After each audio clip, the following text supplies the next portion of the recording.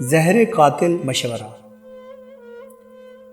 ایک دفعہ حضرت موسیٰ علیہ السلام نے فرعون سے کہا، اے فرعون، تو اسلام قبول کر لے، اس کے عوض تیری آخرت تو بہتر ہو ہی جائے گی، مگر دنیا میں بھی تجھے 4 نعمتوں سے نوازا جائے گا۔ تو علی الاعلان اس بات کا اقرار کر لے کہ اللہ تعالیٰ کے سوا اور کوئی خدا نہیں، وہ بلندی پر افلاک اور ستاروں کا، پستی میں جن و انس، شیاطین اور جانوروں کا پیدا کرنے والا ہے، پہاڑوں، دریاؤں، جنگلوں، بیابانوں کا بھی خالق و مالک ہے۔ اس کی سلطنت غیر محدود ہے اور وہ بے نظیر و بے مثال ہے، وہ ہر شخص و ہر مکان کا نگہبان ہے، عالم میں ہر جاندار کو رزق دینے والا ہے، آسمانوں اور زمینوں کا محافظ ہے، نباتات میں پھول پیدا کرنے والا اور بندوں کے دلوں کی باتوں کو جاننے والا، سرکشوں پر حاکم اور ان کی سرکوبی کرنے والا ہے۔ فرعون نے کہا، وہ 4 چیزیں کون سی ہیں؟ آپ علیہ السلام مجھے بتلائیں، شاید ان عمدہ نعمتوں کے سبب میرے کفر کا شکنجہ ڈھیلا ہو جائے اور میرے اسلام لانے سے سینکڑوں لوگوں کے کفر کا قفل ٹوٹ جائے اور وہ مشرف با اسلام ہو جائے۔ اے موسیٰ، جلد ان نعمتوں کے متعلق بیان کرو، ممکن ہے کہ میری ہدایت کا دروازہ کھل جائے۔ حضرت موسیٰ علیہ السلام نے حکم الہی سے فرمایا، اگر تو اسلام قبول کر لے تو پہلی نعمت تجھے یہ ملے گی کہ تو ہمیشہ تندرست رہے گا اور کبھی بھی بیمار نہیں ہوگا۔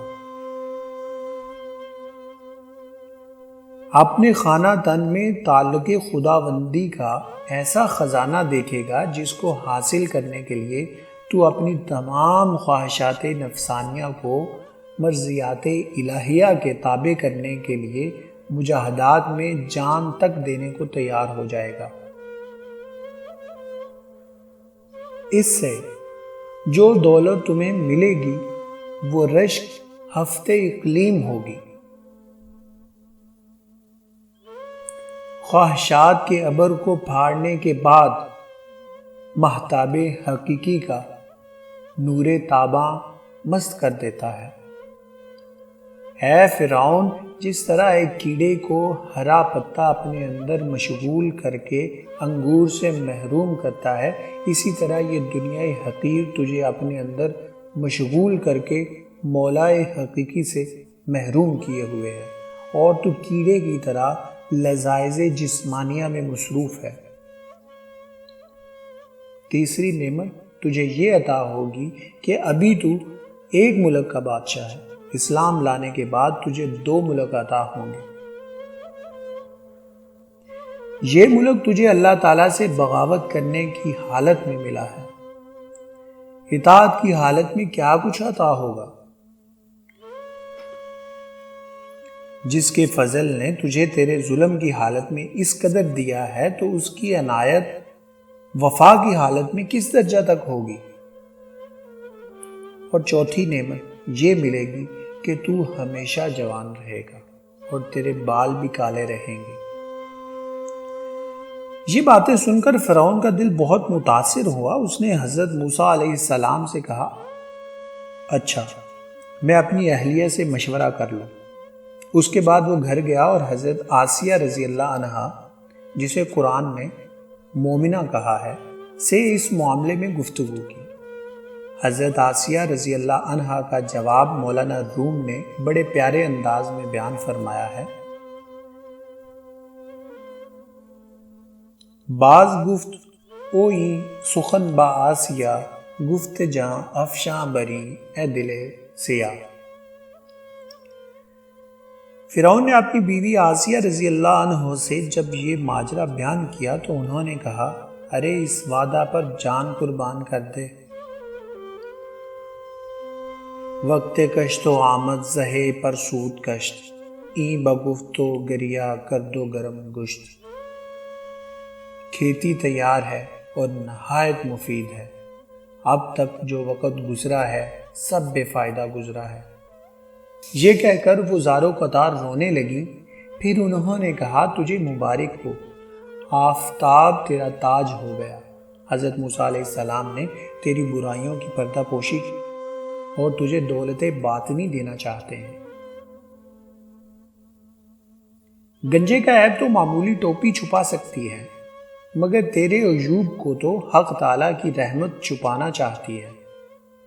میری تو رائے یہ ہے کہ تجھے کسی سے مشورہ کرنے کی ضرورت نہیں تھی، تجھے تو اسی مجلس میں فوراً اس دعوت حق کو خوشی خوشی قبول کر لینا چاہیے تھا۔ حضرت موسیٰ علیہ السلام نے جو دعوت تمہیں دی ہے کوئی ایسی ویسی بات تو نہیں تھی جس میں تو مشورہ ڈھونڈتا پھر رہا ہے۔ یہ تو ایسی بات تھی کہ سورج جیسی رفیع المرتب مخلوق کے کان میں پڑتی تو سر کے بل اس کو قبول کرنے کے لیے آسمان سے زمین پر آ جاتا۔ اے فرعون، یہ عنایت تجھ پر خدا کی ایسی ہے جیسے ابلیس پر رحمت ہونے لگے۔ یہ حق تعالیٰ کا معمولی کرم نہیں کہ تجھ جیسے سرکش اور ظالم کو یاد فرما رہا ہے۔ ارے مجھے تو یہ تعجب ہے کہ اس کے کرم کو دیکھ کر خوشی سے تیرا پتا کیوں نہیں پھٹ گیا اور وہ برقرار کیسے رہا۔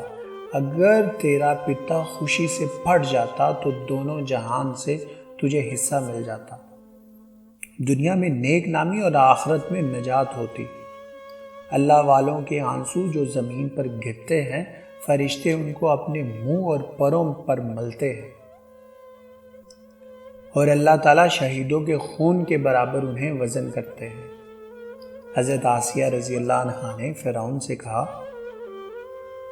تو پسو پیش نہ کر، ایک قطرے کو فوراً بہا دے اور اپنے نفس کو جھکا دے، تکبر کے باعث اعراض نہ کر تاکہ دریائے قرب حق سے تو مشرف ہو جائے۔ دولت عظمیٰ اس قطرے کو ملتی ہے جسے خود سمندر طلب کرے۔ یہ تجھ پر نہایت ہی شفقت ہے کہ تجھے اس اسرار کے ساتھ بلایا جا رہا ہے، دریائے رحمت خود تجھے بلا رہا ہے۔ تو کیوں دیر کرتا ہے؟ جلد اپنے آپ کو ان کے ہاتھ فروخت کر دے۔ اگر تو بے دست و پا ہے، اپنی ذاتی سعی سے اس دریا تک نہیں پہنچ سکتا، تو اپنے آپ کو حکم موسیٰ علیہ السلام کا بالکل مطیع کر دے۔